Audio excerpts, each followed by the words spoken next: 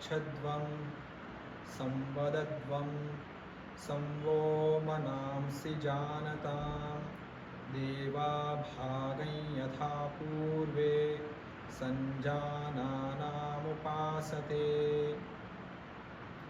जय श्री कृष्ण। આપણે સૌ આજ પ્રમાણે સાથે મળીને વૈદિક તપોવનમાં શીલમ પરમ ભૂષણમ આપણા સિદ્ધાંતના હેઠળ આપણી 20 કાર્યશાળાઓનું આયોજન આપણે કર્યું છે। સમય ફરી આવી ગયો છે કે આપણી ગૃહસ્થીઓની જે કાર્યશાળા છે એનું આપણે આયોજન કરીએ। આ જ મહિનાની એટલે કે જૂનની 23 તારીખે આપણે એ કાર્યશાળાનું આયોજન કર્યું છે। અત્યાર સુધી આપણી ગાર્હપત્ય, દક્ષિણાગ્નિ, આહવનીયાગ્નિ અને મારુતાગ્નિ આમ આટલી કાર્યશાળાઓ થઈ છે। હવેની કાર્યશાળા જે છે એ ચંદ્રાગ્નિ કાર્યશાળા છે। આપણે સૌપ્રથમ પહેલી જે આપણી કાર્યશાળા થઈ એ કાર્યશાળામાં આપણે જોયું ગાર્હપત્ય કાર્યશાળામાં કે જ્યારે દંપતીના લગ્ન થાય છે એ લગ્ન પહેલાં એ બંને કયા પ્રકારે તૈયારી કરવી જોઈએ, ખાસ આહાર અને વિહાર આ બે વાતોમાં જ્યારે પણ ધ્યાન રાખવામાં આવે છે તો એ વખતે ધાર્યું પરિણામ આપણે લઈ શકીએ છીએ। તો આ બે બહુ મોટી વાતો છે, આહાર અને વિહારની। આપણી આખી દિનચર્યા કેવી છે, કયા પ્રકારની આપણી એ દિનચર્યામાં આપણી વિચાર પદ્ધતિ, આચાર પદ્ધતિ આ કયા પ્રકારની છે આ ખૂબ મહત્ત્વનું છે, અને આપણો આહાર કયા પ્રકારનો છે। તો આ બંને વાતોનું ધ્યાન રાખીને કઈ રીતે ગર્ભાધાન કરી શકીએ એનો આપણે વિચાર કર્યો। ગર્ભાધાન પછી કઈ વાતો ધ્યાનમાં રાખવી જોઈએ એનો પણ આપણે વિચાર કર્યો। ગાર્હપત્યમાં આપણે જોયું કે જ્યારે પણ દંપતીનું લગ્ન થાય છે તો એ વખતે સમાજનું જે આધાર કેન્દ્ર છે એ અગ્નિને આપણે નામ આપ્યું ગાર્હપત્ય, અને એ જ અગ્નિ લગ્ન પછી આપણે યજ્ઞકુંડમાંથી આપણા ઘરે લઈ આવીએ છીએ અને એ અગ્નિનું સંરક્ષણ ઘરે કરવામાં આવે છે। આજકાલ એ પ્રથાઓ આપણે ત્યાંથી નીકળી ગઈ છે। કહેવાનો અર્થ એ છે કે એ જે ગાર્હપત્ય છે એ પિતાનું પ્રતીક છે, દંપતીમાં જે પુરુષ છે એનું એ અગ્નિ પ્રતીક છે। તો એને કયા પ્રકારે તૈયારી કરવી જોઈએ એ આપણે પહેલી કાર્યશાળામાં જોયું। પિતાની વિશેષ તૈયારી છે એ વિશેષ તૈયારી જ્યારે પૂરી થાય છે ત્યાર પછી બીજી તૈયારી જેણે કરવાની હોય એ માતાની છે। માતા એ બીજું પાસું છે તૈયારી માટેનું। તો આ તૈયારીઓ તમે વિચારો કે રામાયણમાં જ્યારે દશરથ રાજાને પુત્ર પ્રાપ્તિ કરવી હોય, આ એટલા પરાક્રમી રાજાઓ છે। તમે જ્યારે રઘુવંશમ વાંચશો તો આ લોકોની વંશાવલી ખ્યાલ આવશે કે અજ, રઘુ, દિલીપ, આ જે પણ આ લોકોની પેઢી છે, દિલીપ, રઘુ, અજથી લઈને દશરથ, અને દશરથ રાજાના પરિપાક સ્વરૂપે આ લોકોના સતના સ્વરૂપે શ્રીરામ એમના ઘરે પધારે છે। પણ ત્યાં સુધીની પેઢીઓનું જો આપણે અવલોકન કરીશું તો આ લોકોએ સત્વ અને સંસ્કાર, સત્વ અને સ્વત્વ પોતાના જીવનમાં પેઢી દર પેઢી ટકાવ્યા છે। અને તેમ છતાં પણ જ્યારે દશરથ રાજાએ રાણીઓને અને પુરોહિતોને, એમના કુલગુરુને બોલાવીને જ્યારે એ ગર્ભાધાન કરવાની વાત કરે છે, પુત્રેષ્ટિ યજ્ઞની જ્યારે વાત કરે છે, ત્યારે 1 વર્ષ પહેલાં આ બધી તૈયારી થાય છે। એ દશરથ રાજા કે જે દશરથ રાજાને ત્યાં સત્વ અને સ્વત્વ 5 પેઢીઓથી ચાલ્યું આવે છે, તેમ છતાં પણ 1 વર્ષ પહેલાં એ ઋષિ પાસેથી, કુલગુરુઓ પાસેથી એની દીક્ષા લે છે કે મારે કયા પ્રમાણે એની તૈયારી કરવી જોઈએ, અને રાણીઓને પણ એ પ્રમાણેની દીક્ષા આપે છે। દીક્ષાનો અર્થ થયો વ્રતબંધન। જ્યારે વ્યક્તિ પોતે વ્રતથી બંધાય છે અને એ વ્રતથી બદ્ધ થઈને 1 વર્ષ પહેલાં દશરથ રાજા જેવા રાજાઓ જો તૈયારી કરતા હોય તો આપણા જેવા લોકોએ કેટલી તૈયારી કરવી રહી એ વિચારવા જેવી બાબત છે।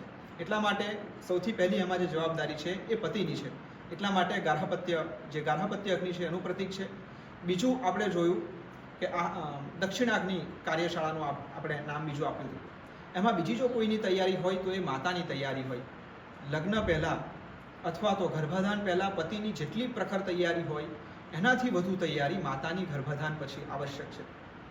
એના વિશે પણ કેવો આચાર અને વિચાર, આહાર વિહાર રાખવો જોઈએ એની ચર્ચા આપણે કાર્યશાળાઓમાં પૂર્વે કરી। ત્યાર પછી આહવનીયાગ્નિ કાર્યશાળા વિશે આપણે જોયું। જ્યારે ઘરમાં ગાર્હપત્ય અગ્નિનું સ્થાપન થાય એના બાજુમાં દક્ષિણાગ્નિનું સ્થાપન થાય દક્ષિણ દિશામાં, અને એની બીજી દિશામાં આહવનીયાગ્નિનું સ્થાપન કરવામાં આવે। જ્યારે માતા પિતા આ બંને આ પ્રમાણેની તૈયારી કરી હોય, પિતા એ સશ્ચિરભૂતો, તો આ બધી નાની નાની વાતો, આહાર વિહાર, આચાર વિચાર એનું ધ્યાન રાખીને પિતા શુચિતા પ્રાપ્ત કરે છે। પિતા એ સશ્ચિરભૂતો માતા એસ્ય પતિવ્રતા। તો આ પ્રમાણેની તૈયારી જ્યારે માતા અને પિતા કરે છે ત્યાર પછી ત્રીજું જે પાસું છે એ આચાર્યનું છે કે એના માટે એવા યોગ્ય આચાર્યનું નિર્માણ કરવાનું, અથવા એવા કોઈ યોગ્ય આચાર્ય નથી મળતા તો માતા પિતાએ જાતે એ આચાર્યની ભૂમિકા નિભાવવાની, પોતે તપોનિષ્ઠ જીવન જીવીને, પોતે ત્યાગમય જીવન જીવીને માતા પિતાએ ઘરમાં તપોવન ઊભું કરવું જોઈએ. તો એ પ્રમાણે જ્યારે બાળક માતૃમાન પિતૃમાન આચાર્યવાન પુરુષો વેદ, આ 3 વ્યક્તિઓ જ્યારે બાળકને બરાબર મળે છે, માતા પિતા અને આચાર્ય, તો ત્યારે વ્યક્તિ ઘડતર થાય છે એમ આપણે કહી શકીએ.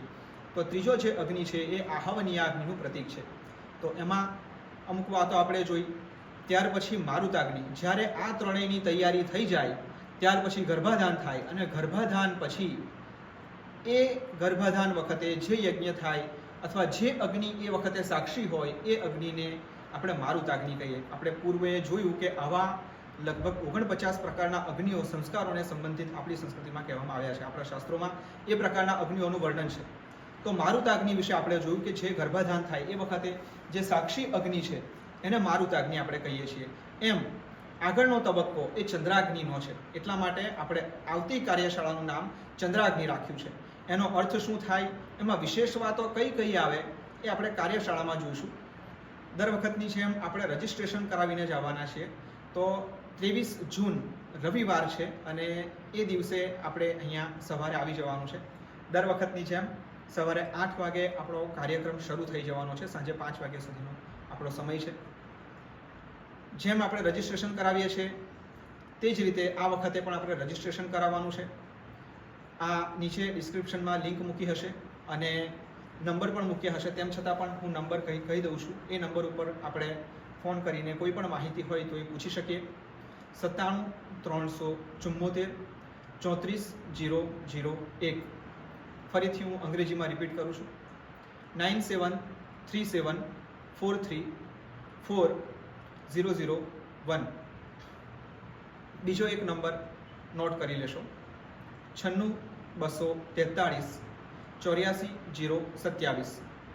9624 38 4027. કોઈ પણ ક્વેરી હોય તો આ નંબર ઉપર આપ પૂછી શકો છો. રજિસ્ટ્રેશન કરાવવું આવશ્યક છે અને રજિસ્ટ્રેશન કરાવીને જ આવવું.